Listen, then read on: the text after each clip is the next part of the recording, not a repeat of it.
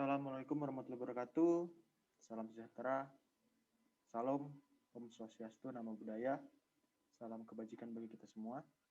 Perkenalkan, nama saya Nandang Laras Rizky dengan NIM atau nomor induk mahasiswa 14011-84002. Di sini saya akan membawakan suatu kasus korupsi yang akan memenuhi mata kuliah etika bisnis. Dan langsung saja kita kepada topik. Di sini saya akan mengangkat kasus korupsi dana bansos COVID-19. Di mana bisa kita ketahui bersama, kasus ini menghilang begitu saja, tertimpa oleh kasus-kasus yang lainnya. Nah, sebelum kita memasuki jauh kepada kasus tersebut, kita harus mengetahui dulu, teman-teman, apa itu korupsi. Mungkin teman-teman sudah mengetahui, sudah mendengar apa itu korupsi, kasus korupsi, dan lain sebagainya. Tapi teman-teman harus mengetahui arti kata dari korupsi itu sendiri. Istilah korupsi dalam berbagai bahasa itu bisa kalian lihat sendiri.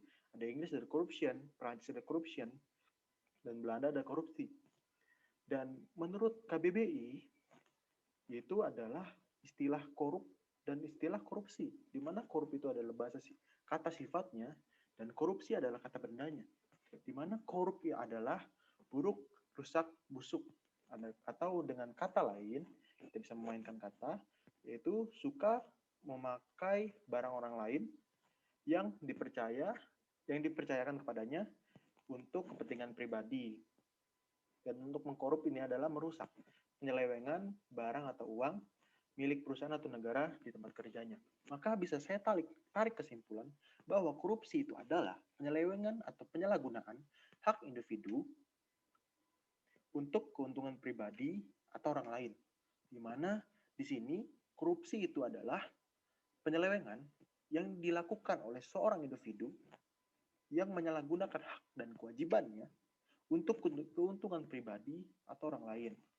Seperti itu, teman-teman. Langsung kita ke topik utama. Dan pelaku utama dari kasus ini adalah Pak Mensos kita. Yaitu beliau adalah pelaku utama dari kasus korupsi dana bansos yang bernama Julian Peter Batubara.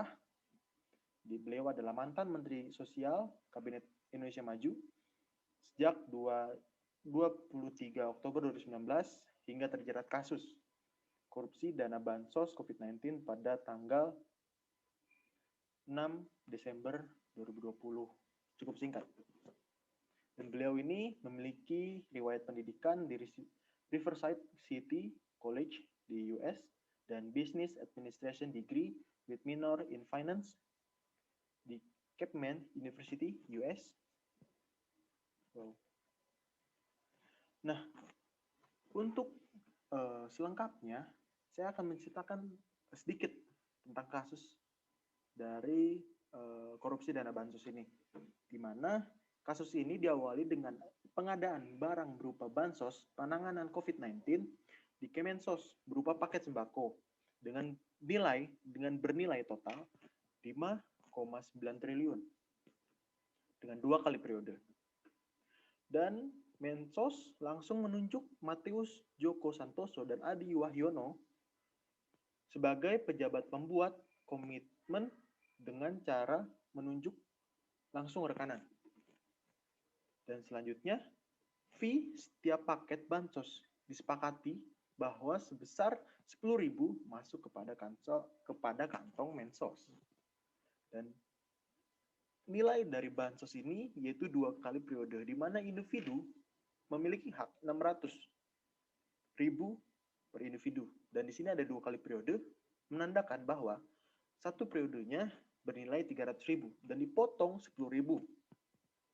Berarti total 290.000. Dan selanjutnya melakukan kontrak pekerja dengan supplier salah satu PT PRI yang diduga dimiliki oleh Matius. KPK juga menyebut Mensos Julian mengetahui langsung penunjukan perusahaan milik anak buahnya tersebut. Adapun paket bansos COVID-19 periode pertama diduga diterima fee miliaran rupiah dan turut diterima oleh Mensos itu sendiri. Jumlah fee bansos periode pertama diterima kurang lebih 12 miliar. Maaf, saya tadi salah, 12 miliar. Dan dari 12 miliar tersebut diberikan secara tunai oleh MJS dan kepada JPB melalui AW sebesar 8 miliar.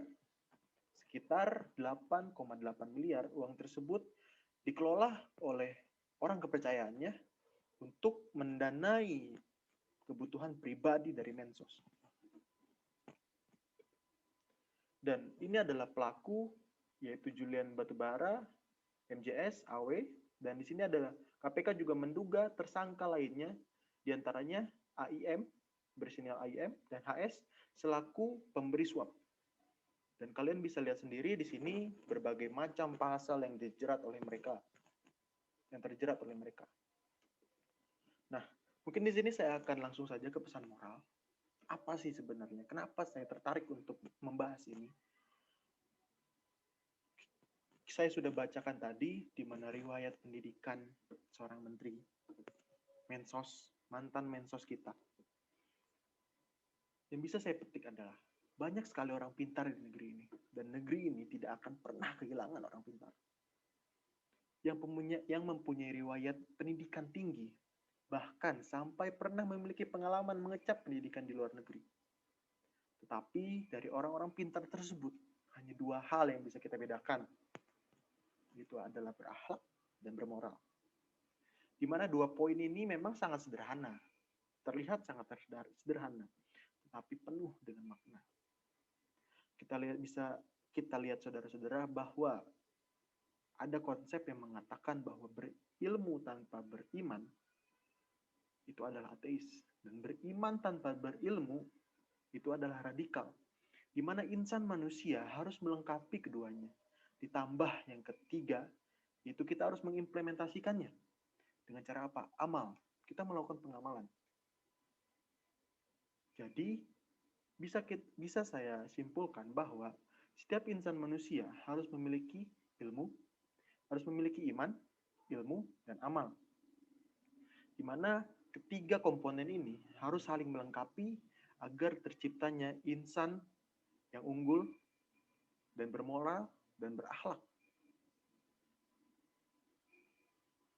Dan harus kita yakini bahwa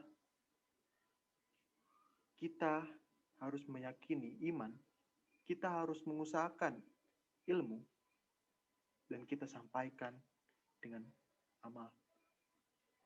Yakin, usaha sampai. Sekian dari saya. Wassalamualaikum warahmatullahi wabarakatuh.